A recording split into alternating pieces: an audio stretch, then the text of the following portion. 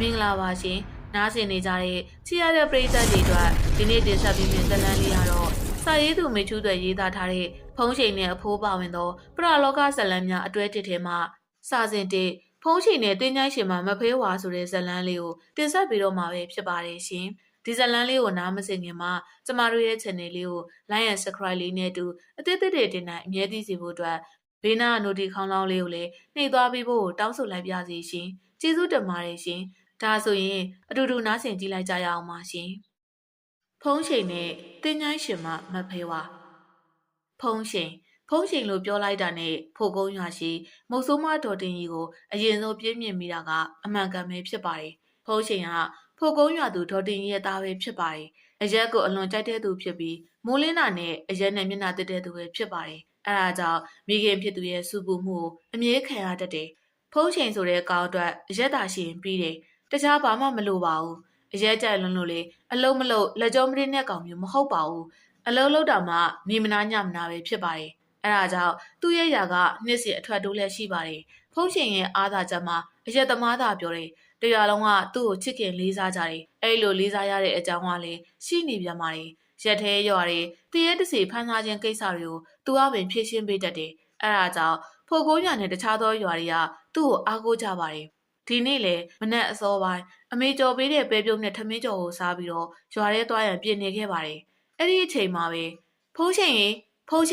်ဘာဖြစ်လာတာလဲကွာငါအိမ်ထဲမှာရှိတယ်။အိမ်ရှိမအုပ်ခေါ်ပြီးအိမ်ထဲဝင်လာတဲ့ငမျိုးနဲ့ငအောင်တို့ညီကိုကြောင့်ဖုံးချိန်အတန်ပေးလိုက်ပါတယ်။ငမျိုးနဲ့ငအောင်ကသူ့ရဲ့အနာကိုရောက်လာပြီးဟာရာထဲတော့သွားတော့မှလားငါကောင်ရမေးလိုက်တဲ့သူကတော့ငမျိုးပဲဖြစ်ပါတယ်။ဖုံးချိန်ကလေဝါခမောက်ကိုစောင်းလိုက်ပြီးအေးအခုပဲသွားတော့မလို့ကွာအဲ့လိုဆိုရင်တော့မသွားနဲ့တော့ကွာအခုမင်းကိုတွေးကျင်တဲ့သူတွေကတကြီးရင်ရောက်နေတယ်ကွာဟုတ်လားဖုံးရှင်ကမျက်ခုံးပင်ကမေးလိုက်တော့အိမ်မောင်မဆင်းလာတဲ့ဖုံးရှင်ရဲ့မိခင်ဒေါ်တင်ကြီးကဖုံးရှင်ကိုစေ့စေ့ကြည့်ပြီးကဲမဖုံးရှင်တို့အရေးပေါ်အရာပေါ်လာပြီးသွားလိုက်အောင်တကြီးအိမ်အောင်ရှားတဲ့သွားကနေအရေးရပေါ်လာပုံကိုအမေကသဘောမကျစွာနဲ့ကြည်လာတော့ဖုံးရှင်တက်ပြင်းချလိုက်ပါတယ်အเจ้าရှိလို့နေမှာပေါ့အမေကဟုတ်တယ်ဒေါ်လေးကအခုရောက်လာတဲ့ဧည့်သည်တွေကတွေးတဲ့ကောင်ကနေတော့လာရတာဆိုတော့အတော်အရေးကြီးလို့နေမယ်ငါအောင်ဝင်ပြောလိုက်တယ်အဲ့ဒီအခါဒေါ်တင်ကြီးကစေးဘောလိတ်စေးလေးကြီးကိုမြင်ညိပြီးသားဖြစ်ပါတယ်တွေးတဲ့ကောင်ကလာတာဆိုတော့လေတွားတွေးလိုက်အောင်သူတို့မှအဝေးရလာရတာဆိုတော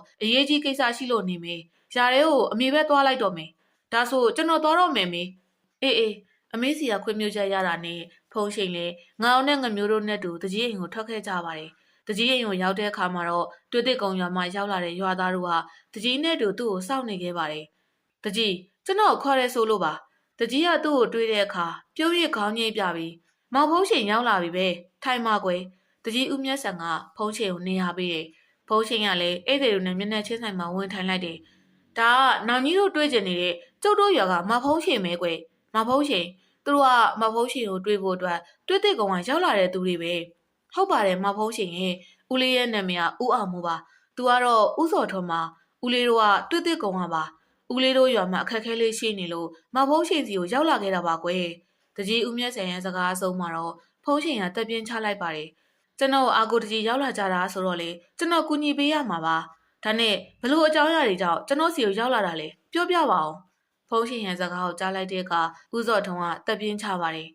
ရွာမှာလူတွေသိနေတာကြောက်ပြီးမဖုံးရှင်ရဲ့လူသေးတယ်ဖုံးရှင်ကတန်ရောင်လိုက်တယ်ဟုတ်တယ်မဖုံးရှင်ရဲ့တည်တဲ့လူတွေကလည်းငွေဆိုတဲ့နာမည်တွေပဲတည်နေတာကွာဦးလေးတို့ကအစတမဲရိုးကြလူသေးတွေပဲထင်နေတာကွာတယောက်ကနေနှစ်ယောက်ကနေ10ယောက်ဖြစ်လာတဲ့အခါဦးလေးတို့စိတ်ထဲမှာတခုခုမှားနေပြီလို့တွေးမိလို့မဖုံးရှင်ရှိတဲ့ဖို့ကုန်းရောင်ရောက်လာတာပါပဲဦးစောထွန်းရဲ့စကားကြောင့်ဖုံးရှင်ကခေါင်းတငိမ့်ငိမ့်လို့ရင်ဒီလိုဆိုတော့လေထူးဆန်းတယ်လို့ပဲဦးလေးတို့ရွာကိုကျွန်တော်လိုက်ခဲ့ပါမယ်ဝမ်းသာလိုက်တာမဖုံးရှင်ရဲ့ဖုံးရှင်ကလည်းကလေးအတိုင်းတွေးတဲ့ကုံလိုက်သွားဖို့အကြောင်းဖန်ခဲ့တယ်အဲဒါကြောင့်မိခင်ကြီးကိုအကျိုးကြောင့်ပြောကသူ့ရဲ့ရိတ်ခါဖြစ်တဲ့အရက်ကိုတော့ဘူးတဲ့အပြည့်ထည့်ပြီးတွေးတဲ့ကုံလိုက်ခဲလိုက်ပါတယ်တွေးတဲ့ကုံရွာကိုစောင့်ဝင်လိုက်တာနဲ့ဖုံးရှင်ရဲ့မျက်ခုံးနဲ့တွန့်ချိုးသွားတယ်ရွာထဲကိုဝင်လိုက်တာနဲ့သူ့ကြောတဲ့အလိုလိုစိတ်တက်သွားတယ်ရွာကိုစောင့်ဝင်လိုက်တာနဲ့ကြက်သိမ်းမွေးကြီးနဲ့တပြက်ပြက်ထလာသလိုခံစားရတယ်သူ့ရဲ့စိတ်ထဲမှာအဖိုးကိုတားလိုက်တော့အနှင်းငယ်တော့စိတ်ငြိမ်သွားတယ်ဦးစောထွန်းနဲ့ဦးအောင်မိုးကသူ့ကိုတကြီးဦးဆံမိုးရဲ့အိမ်ကိုခေါ်လာခဲ့ပါတယ်တကြီးဦးဆံမိုးကသူ့ကိုရင်လေးချမ်းလက်ဖက်နဲ့အိတ်ခံခဲ့ပါတယ်မောင်ဖုံးရှင်လိုက်လာပါမလားလို့စိုးရိမ်နေတာကွာ အဝေးကြီးကနေကျွန်တော်စီရောက်လာကြတာဆိုတော့တခုခုထူးခြားနေမှကျွန်တော်သိပါတယ်အဲ့ဒါကြောင့်လေကျွန်တော်လိုက်လာခဲ့တာပါအေးပါကွယ်ဦးလေးတို့ကလည်းမောင်ဖုံးရှိတဲ့တင်ကြပြီးတော့အခုရွာမှာဖြစ်နေတဲ့ကိစ္စတွေကိုဖြေရှင်းမှုအကူအညီတောင်းညင်ပါတယ်ကွယ်အရက်သမားပြီးလွယ်ထီကအရက်ဘူးကိုထုတ်ပြီးတော့တငုံတောက်လိုက်ပါသေးတယ်ကူညီဆိုတော့လေကူညီပေးရမှာပေါ့ဒီလိုလို့ဗျာညနေကြရင်ထမင်းနိုးစီဘူးသုံးလုံးချက်တိုးရယ်ကြက်တကောင်ရယ်လက်ဖက်ကွန်းညာအရက်ချိတ်ပိတ်တလုံးရယ်ကျွန်တော်ရအောင်လုပ်ပေးဗျာအေးရအောင်လုပ်ပေးပါမယ်ကွယ်ဒါနဲ့ကြက်ကဘလောက်သားရွယ်လေဘယ်ရွယ်ပဲဖြစ်အမွေးတောင်စုံပြီးတော့ခြေသေးလက်သေးကောက်ရင်ရပြီအေးရစီရမယ်ဒါဆိုကြုံနာအောင်မယ်ဗျာတကြီးစကားအဆုံးမှာသူကနားဖို့ပြောတော့တကြီးကသူ့ရဲ့တပည့်အေးမောင်ခေါ်ကသူ့အနားရင်စီစဉ်ခိုင်းလိုက်ပါတယ်အေးမောင်ကြီးမောင်ဖုံးချိန်နာဖို့စီစဉ်ပေးလိုက်ပါအောင်ကွာဟုတ်ကဲ့ပါတကြီးကဲကိုဖိုးချိန်ကျုံနောက်သာလိုက်ခဲ့ဗျာဖုံးချိန်လေတကြီးတပည့်နောက်လိုက်သွားတော့တကြီးတပည့်အေးမောင်ကသူ့အတွက်နေရာထိုင်ခင်းစီစဉ်ပေးပါတယ်သူကလည်းနေရာထိုင်ခင်းရတာနဲ့အရဲမောတော့ကတေးတမောအိတ်လိုက်ပါတယ်ညနေခင်းရောက်တဲ့အခါမှာတော့အေးမောင်ကကြက်တကောင်ရွာထဲကတွားဖမ်းလာပြီးဖုံးချိန်ကိုပေးပါတယ်ကြက်ရပြီကိုဖိုးချိန်ရင်လေးကိုတလုံးကြိုခိုင်းလိုက်ဗျာပြီးရင်အဲ့ဒီကြက်ကိုတတ်လိုက်ကိုအေးမောင်ပြီးရင်ကြုတ်ခုတ်ပေးမယ်ဗျဟုတ်ပါပြီဗျာအေးမောင်ကဖုံးချိန်ရဲ့စကားအတိုင်းနားထောင်ပြီးတော့ကြက်ကိုရိုက်တက်လိုက်ပါတယ်ဖုံးချိန်လည်းအိမ်နောက်ဘေးမိဖို့ကြောင့်နေသွားကရင်းနှီးပွားဆူနေတဲ့အိုးတွေကိုကြက်တွေကိုထဲကရင်းနှီးဖြောလိုက်ပါတယ်ပြီးရဲ့နောက်ကြက်ကိုခုတ်ထက်ကအိုးတလုံးနဲ့ထိလိုက်တယ်ကဲဟင်းချက်မဲ့သူတွေဟင်းချက်လို့ရပြီကြက်သားတွေခုတ်ထက်ကဟင်းချက်ရန်လှမ်းပြောလိုက်ပါတယ်သူကတော့ခြေသေးနဲ့အစိမ်းစာအနှဲငယ်ကိုယူနေချက်ပကံလုံးနဲ့ထဲကအပြင်ယူထုတ်လာခဲ့လိုက်ပါတယ်အရက်ချိတ်ပိတ်တုံရပြီလားဗျရပြီငါတူကြီးတကြီးကတော့ကအရက်ပလင်းယူကသူ့ကိုလာပေးပါတယ်သူလည်းအရက်ပလင်းကိုလှမ်းယူလိုက်ပြီးတော့ရင်နေချမ်းပကံ၃ခတ်တောင်းလိုက်ပါတယ်ပြီးတဲ့နောက်အစိမ်းစာပကံအရက်ပလင်းလက်ဖက်တုပ်ဆေးလိပ်ကိုရတို့ရာကလင်မန်းတစ်ခုတည်းကိုစုထည့်လိုက်တယ်တကြီးညံကောဝါနှစ်ပိုင်းစာလောက်လိုချင်နေဗျာရစီရမယ်မဖုံးရှင်တကြီးရစကားအဆုံးမှာသူတပည့်တယောက်ကိုဝါသွားခုတ်ခိုင်းကဝါနှစ်ပိုင်းပိုင်းယူကဖုံးရှင်ကိုပေးလိုက်ပါတယ်ဖုံးရှင်ကလည်းနှီးဖြင့်ကအဖိုးတင်မို့ဝကအသေးတစ်ချက်ကိုရက်လိုက်တယ်သူလိုရမယ့်အလုပ်တွေပြီးသွားတဲ့အခါကြက်သားနဲ့ထမင်းလည်းအစင်းနဲ့ရနေပဲဖြစ်ပါတယ်အဲဒီအခါငှက်ပြောရွက်နှွေးကိုခုတ်ယူလာခိုင်းလိုက်ပါတယ်အဖိုးမြောက်ဖို့အားလုံးပြည့်စုံတဲ့အခါမှာတော့သူလည်းတကြီးကိုခေါ်ပြီးအဖိုးမြောက်ရဲ့အိမ်နောက်ဘက်ကိုထွက်ခဲ့လိုက်ပါတယ်ခြံအနောက်ဘက်အနှဲငယ်ရှင်းတဲ့နေရာမှာတော့အစိုးရရက်လိုက်တဲ့ဝကတ်ကိုဆင်လုပ်ပြီးငှက်ပြောဘက်ကိုဝကတ်ပေါ်ခင်းလိုက်ပါတယ်ပြီးတော့ထမင်းကိုငှက်ပြောဘက်ပေါ်ဖြန့်တင်လိုက်ပါတယ်ထမင်းပေါ်ကြက်သားတွေကိုဖြန့်တင်လိုက်တယ်ပြီးတဲ့နောက်လက်ဖက်တုပ်ကိုပုံလိုက်ပါတယ်ပြီးတဲ့နောက်ကိုင်းရထဲပြီးတော့ဆေးလေးကိုမြင့်မြင့်တင်လိုက်တယ်ပြီးတော့တောပိုင်အတွက်အဖိုးဘဲအောက်မှာပွဲတစ်ပွဲထပ်ပြင်လိုက်ပါတယ်ပြီးတဲ့အခါမှာတော့အစိမ်းစာအတွက်ဖယ်ထားတာတွေကိုငပြောဘက်အသေးလေးတွေကိုပြီးမှ၄ခု၅ခုလောက်ဖြတ်ခင်းပြီးထမင်းနဲ့ကြက်အစိမ်းကိုအနေငယ်စီထည့်လိုက်တယ်အားလုံးပြီးစီးတဲ့အခါမှာတော့အရက်ပလင်းကိုဖောက်ပြီးယူနေကြပကံနဲ့ငှဲ့ထဲကအမွှေးတိုင်ဖျောင်းတိုင်ထုံးလိုက်ပါတယ်ပြီးစီးသွားတဲ့အခါမှာတော့အဖိုးမြောက်ရန်ထားရက်လိုက်ပါတယ်အဖိုးထမင်းဦးနဲ့ကြက်သားကိုင်းရလက်ဖက်အရက်စစ်လစ်တို့နဲ့ဆက်တာပါတယ်အဖိုးရဲ့တပည့်သားမင်းများစုံစွာနဲ့လာရောက်သုံးဆောင်ပါအဖိုးကို၃ညိတ်၃ကခေါ်ပြီးဇပွဲဆက်ပြီးတော့တောပိုင်ကိုဆက်ပြီးတော့ခေါ်ပါတယ်၃ညိတ်၃ကခေါ်ပြီးတဲ့အခါမှာတော့အဖိုးမြောက်ချင်းကိုအပီးတက်လိုက်တယ်ဖျောင်းနိုင်မင်းရင်ပွဲတွေသိမ်းလို့ရပြီကျွန်တော်တော့အရက်တလုံးပေးပြရစီရပါမယ်မဖုံးချိန်သူကအတာခေါင်းငိမ့်လိုက်ပါတယ်ဦးလေးတို့ရွာဘာဖြစ်လဲဆိုတာဒီညပြီးရင်အဖြေသိရမှာပါစကားအဆုံးမှာတော့သူအိမ်ရှိကိုထွက်လာခဲ့လိုက်တယ်ပြီးရဲ့နောက်လွယ်ထဲပါလာတဲ့အရက်ဘူးကိုထုတ်ယူကမောတောက်လိုက်ပါတယ်အချိန်တော်တင်ကြတဲ့အခါမှာတော့အဖိုးပွဲကိုစွန့်ပြီးဖုံးချိန်ကအဖိုးပွဲထမင်းနဲ့ဟင်းကိုစားလိုက်ပါတယ်အိမ်သားတွေကိုတော့ချက်ပြုတ်ထားတဲ့ကြက်သားဟင်းနဲ့ထမင်းကိုစားစေခဲ့တယ်ထမင်းစားတော့ပြီးတဲ့အခါမှာတော့တကြီးနဲ့စကားဆမြည်ပြောကြပြီးညကြီးရဝင်ခဲ့လိုက်ပါတယ်လွန်ထီးကောင်ကကွေးမြင့်ကြီးတစ်ခုကိုဖုံးချိန်ရောက်လာခဲ့တယ်ကွေးမြင့်ကြီးရဲ့အလဲမှာတော့ရောင်တုံးနဲ့အသက်50ခန်းရှိမေအမျိုးသားတယောက်မတ်တက်ရက်နေခဲ့ပါတယ်သားတော်ရင်ရောက်လာပြီးဖုံးချိန်အနာကရောက်သွားတဲ့အခါအဲ့ဒီအမျိုးသားရအနောက်လှည့်မကြည့်ပဲနဲ့အိုးရှာရှာလေတန်းနဲ့မေးလာခဲ့ပါတယ်ရောက်လာပါပြီဖိုးသူစကားအဆုံးမှာအမျိုးသားကြီးကသူ့ရှေ့ကိုလှည့်လာခဲ့လိုက်တယ်သားတော်ကြီးဘာသိချင်တာရှိလို့အဖိုးကိုခေါ်လိုက်တာလေဖုံးချိန်ကအဖိုးကိုတေချာကြည့်ပြီးဒီရွာမှာထူးထူးဆန်းဆန်းလူတွေတင်နေတဲ့ကိစ္စကိုသိချင်ပါတယ်ဖိုးသူစကားကြောင့်အဖိုးကခေါင်းတဆက်ဆက်ညှိလိုက်တယ်ဒီလိုဖြစ်တယ်ဆိုတာအကြောင်းရှိလို့အကျိုးဖြစ်တာပဲသားတော်ရဲ့တကယ်တော့မနောက်တဲ့မစားတဲ့နာကိုစခဲ့မိလို့မတည်သေးတဲ့လူတွေတည်ခဲ့ရတာပဲသားတော်ဘလို့ဖုံးချိန်လေအဖိုးပြောတဲ့စကားကြောင့်အော်နေခဲ့တယ်လို့အဖိုးကခေါင်းသာငိမ့်နေခဲ့ပါတယ်ဟုတ်တယ်သားတော်ဒီပြဿနာတွေကလွန်ခဲ့တဲ့2လစခဲ့တဲ့ပြဿနာပဲသားတော် ပြဿနာအရင်းမြစ်ကိုသိချင်ရင်လွန်ခဲ့တဲ့2 လကနိုင်ထွန်းဆိုတဲ့လူရဲ့နာရီကိုလိုက်ပို့ခဲ့တဲ့အလောင်းထမ်းတဲ့သူတွေကိုမေးလိုက်ပါပြီးရင်တော့တင်ချိုင်းရှင်မမဖဲဝါကိုစားပွဲနဲ့တောင်းပန်လိုက်ပါဒါဆိုရင်လူတွေတဲ့ကိစ္စတွေရက်တက်သွားပါလိမ့်မယ်သားတော်စကားအဆုံးမှာအဖိုးကဖုံးရှင်ရဲ့အနာနဲ့ပျောက်ကွယ်သွားခဲ့တယ်လွင်ဒီခေါင်ခေါင်ကြီးမှာဖုံးရှင်သာကြက်ရင်ခဲ့ပါတယ်မနေ့အိယာနိုးတဲ့အခါမှာတော့ညကတီးခဲ့ရတဲ့အကြောင်းအရာတွေကိုတကြီးကိုပြောပြပြီးကိုနိုင်ထွန်းနိုင်ရင်မှာတင်ချိုင်းကိုအလောင်းထမ်းမိုးခဲ့တဲ့သူတွေကိုခေါ်ခိုင်းလိုက်ပါတယ်အလောင်းထမ်းမိုးခဲ့တဲ့သူ6 ဦးရောက်လာတဲ့အခါဖုံးရှင်ကစတင်မေးလိုက်ပါတယ်ခမည်းတော်ကကိုနိုင်ထွန်းအာသူဝမှာအလောင်းထမ်းခဲ့တဲ့သူတွေလားဟုတ်ပါတယ်ဗျ6 ယောက်ထဲကအသက်လက်ပိုင်းနဲ့ယောက်ျားတစ်ယောက်ကထပြောလိုက်ပါတယ်ကိုနိုင်ထွန်းအာသူဝမှာခမည်းတော်ဘာတွေပါဇက်ဆော့ခဲ့ကြလဲဗျာဘာလို့ပါဇက်ဆော့ရမှာလဲဗျဖုံးချိန်နဲ့ရွယ်တူလောက်ရှိတဲ့ယောက်ျားကမျက်မှောင်ကြီးကျုပ်ကမေးလိုက်တဲ့အခါဖုံးချိန်ကတက်ပြင်းချပါတယ်ကျုပ်ပြောချင်တာကခမည်းတော်ထူးထူးခြားခြားဘာတွေပြောခဲ့တယ်လဲဥပမာရွာတလေးကိုချိုးဖောက်ပြီးပေါ့တင်းတိုင်းမှာစသလိုနောက်သလိုပြောခဲ့တဲ့စကားမျိုးရှိလားအဲ့လိုမျိုးမေးတာသူ့စကားကြောင့်6 ယောက်လုံးတွေ့ဝေသွားခဲ့ကြတယ်နေအောင်မြရှိခဲ့တယ်ဗျ6 ယောက်ထဲက20 ဝန်းကျင်ကောင်လေးကထားော်ပြောလိုက်တဲ့အခါဝိုင်းနေကြတဲ့လူအုပ်ရဲ့မျက်လုံးကအဲ့ဒီကောင်လေးစီကိုရောက်သွားခဲ့ပါတယ်မင်းတို့ဘာတွေလုပ်ခဲ့ကြလဲဖုံးရှင်ကခက်အေးမေးပါတယ်ကောင်လေးကဖုံးရှင်ကိုမြည်ရတည်းရဲ့ကြည့်ပြီးအဲ့ဒီနေ့ကအဖြစ်ပြက်တွေကိုပြန်ပြောပြခဲ့တယ်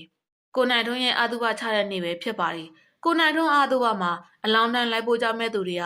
ကျော်အေးအုံးမောင်စောအောင်ချစ်တူနဲ့ဖိုးလုံးတို့ပဲဖြစ်ပါတယ်အာသူဘတို့ရဲ့ထုံးစံတိုင်းနေ့လယ်12 နာရီမှာအလောင်းကိုတင်းချိုင်းကိုလိုက်ပို့ကြတယ်အာသူဘလိုက်ပို့တဲ့သူတွေကတင်းချိုင်းစီရက်ထဲအတီးတီးနေရာဝင်ယူကြတော့အလောင်းထမ်းလာတဲ့လူငယ်တို့ကလည်းအလောင်းကိုထမ်းပြီးမြေမြုပ်မဲ့နေရာကိုတည်သွားကြပါတယ်အဲ့ဒီအချိန်မှာမြေကျွင်းတူးတဲ့နေရာမှာရှိနေတဲ့သူတွေကခဲလုံးနဲ့အခေါင်လှမ်းပစ်ကြတယ်လှမ်းပစ်ခြင်းနဲ့တူမေးလိုက်ကြတာကနောက်လာမဲ့သူရှိသေးလားလို့အဲ့လိုမေးလိုက်ကြတဲ့အခါအလောင်းထမ်းလာတဲ့လူငယ်တွေကအစားနောက်တန်တဲ့လူငယ်အော်ပြောလိုက်တာကလာဖို့ရှိသေးတယ်ဗျို့ငွေမီပါတဲ့လူတွေလာအောင်မယ်ဗျို့ဟာချစ်တူဘာစကားပြောလိုက်တာလဲကွာအုံးမောင်ကအလန်တကြားထောက်လိုက်တော့ချစ်တူကပြောင်းဆက်ဆက်မျက်နှာထားနဲ့ကျွန်တော်ကစားလိုက်တာပါဗျာမင်းကွာမပြောကောင်းမို့ကွာကျွန်တော်မှမသိတာဗျဟာတော်ကြတော့ဘာမှမသိဘူးအလောင်းမြေချင်းနဲ့ထည့်ပြီးတော့မြေဖို့ရအောင်ကျော်အေးရဲ့အတန်ကြောင့်အုံးမောင်နဲ့ချစ်တူတို့အတန်တိတ်သွားကြပြီးအလောင်းမြေချင်းနဲ့ထိမြုပ်လိုက်ကြပါတယ်အဖြစ်ပြက်ကတော့ဒါပါပဲကိုဖိုးချင်းဖိုးတူရဲ့စကားအဆုံးမှာတော့ဖိုးချင်းဒေါသဖြစ်လွန်းလို့တောက်တစ်ချက်ခောက်လိုက်မိပါတယ်ခမည်းတော်ပါဇက်စီးမဆောက်လို့အခုလိုရွာမှာတယောက်ပြီးတယောက်တင်နေကြတာသိလားတင်းငိုင်းနဲ့ရောက်ရင်ပါဇက်မဆော့အောင်ဆိုတာခမည်းတော်မသိဘူးလားအခုတော့ခမည်းတော်ကြောင့်မသေးသေးတဲ့လူတွေတေကုန်ပြီခမည်းတော်ဗျာဖုံးချိန်ရဒေါသဖြစ်ရလွန်းလို့ဒေါသစိတ်ကိုအထင်မျိုးချလိုက်ရတယ်ဖုံးချိန်ဒေါသဖြစ်နေခဲ့သလိုချစ်ထူးကလည်းသူ့အပြစ်ကိုသူဝန်ခံလာခဲ့ပါတယ်ကျွန်တော်မှားပါတယ်ဗျာကျွန်တော်ကဒီတိုင်းအပျော်သဘောနဲ့စလိုက်တာပါအေးခမည်းကတော့အပျော်စလိုက်ပြီမင်းအပြစ်ဖြစ်သွားတာခမည်းလက်တွေ့မလားဖုံးချိန်ရဲ့စကားမှန်နေတာမို့ချစ်ထူးမှအယူခံမြင်မဝင်နိုင်တော့ပါဘူးတကြီးမှလည်းချစ်ထူးကိုလွန်စွာစိတ်ဆိုးကထိတ်တုံးခတ်ထားလိုက်ပါတယ်ဖုံးချိန်မှလည်းလှုပ်ရှားအလုပ်တွေကကြံနေသေးတာမို့တကြီးကိုအမေသားတပိတ်တာဝဲခိုင်းလိုက်ရတယ်ညချိန်9 နာရီပဲဖြစ်ပါတယ်တရွာလုံးမှောင်မဲခြင်းအတီးဖြစ်နေပြီးခွေးဥတန်တို့ကလည်းစွဲငင်စွာနဲ့ထွက်ပေါ်လာခဲ့တယ်ဖုံးချိန်မှလည်းကိုရေးမောင်နဲ့ကာလာသား၄ ယောက်ကိုခေါ်ကတင်းချမ်းစီကိုခြေလန်းခဲ့တယ်တင်းချမ်းကိုရောက်တဲ့အခါမှာတော့တင်းချမ်းစီရဲ့ပေါ်နေရာယူပြီးအမေသားအစိမ့်တပိတ်တာကိုအုတ်ကူတစ်လုံးပေါ်တင်လိုက်တယ်တင်ပြီးတဲ့အခါအဖိုးစီယာရထားတဲ့တစီတရေမြင့်နိုင်တဲ့မန်နံကိုရွတ်ဆိုလိုက်ပါတယ်အောင်ဝတ်တုံနီမြေ၌နေဝေမာနိကငါအမိတ်နာခံတီနေရာ၌တီစီပဂရီအမြင်နှင့်ငါရှိ၌တီစီမန်နံကိုခတ်တူတူရွတ်ဆိုလိုက်တဲ့အခါအဖော်ပါလာသူတို့မကြားရပါဘူးမန်နံနဲ့မျက်နှာစွမ်းဖွင့်ပြီးတဲ့အခါမှာတော့တင်းချိုင်းရှင်မမဖဲဝါကိုဖိတ်ခေါ်ခဲ့ပါတယ်ဤတင်းချိုင်းကိုအပိုင်ဆိုးပါတယ်တင်းချိုင်းရှင်မမဖဲဝါခမကျုံမောင်ဖုံးရှင်ကစားပွဲလာဆက်တာပါတယ်ရောက်ရရက်ကနေပြီးကျုပ်ဆက်တာတဲ့စားပွဲကိုလာရောက်သုံးဆောင်ပါခမဖုံးရှင်ရဲ့အတန်ဆုံးမှာအုပ်ကူတွေပေါ်မှာလွှာကနေနဲ့ပြေးလာတဲ့အရေးတစ်ခုကိုတွေးလိုက်ရတယ်။ညာမကြမီအချိန်မှာအမဲသားတင်ထားတဲ့အုပ်ကူပေါ်ရောက်လာကအမဲသားတွေကိုစားတော့ပါတယ်။စားတော့ပြီးတဲ့အခါမဖဲဝါသူ့ကိုကြည့်လာခဲ့တယ်။ငါ့ကိုဘာကိစ္စခေါ်တာလဲ။ဒီရွာမှာလူတွေတည်နေတာတင်းချိုင်းရှင်မှာတိမယ်ထင်ပါတယ်။တိတယ်။ငွေဆိုတဲ့အမည်ပါတဲ့လူတွေပဲတည်တာလေ။ဟုတ်ပါတယ်တင်းချိုင်းရှင်မဒီကိစ္စကိုတင်းချိုင်းရှင်မတိမယ်လို့ယုံကြည်ပါတယ်။တိတယ်လေ။သူတို့ကငွေဆိုတဲ့နာမည်ပါသူတွေလာအောင်မယ်ဆိုလို့ငါခေါ်ထားတာကလေးတွေရဲ့အပြောမတတ်မှုကိုခွန့်လွတ်ပေးပါလို့ကျုပ်ကပဲအနုညွတ်တောင်းပန်ပါတယ်တင်းချိုင်းရှင်မခင်ဗျာကလေးတွေရဲ့အမာကိုပွေးမျိုးပဲခွန့်လွတ်ပေးပြီးတော့ရွာကိုထပ်မနှောက်ရှက်ဖို့တောင်းပန်ပါတယ်ခင်ဗျာ အေးနေကြွေးတာစားပြီးပြီဆိုတော့နင်ပြောတာလက်ခံရမှာပေါ့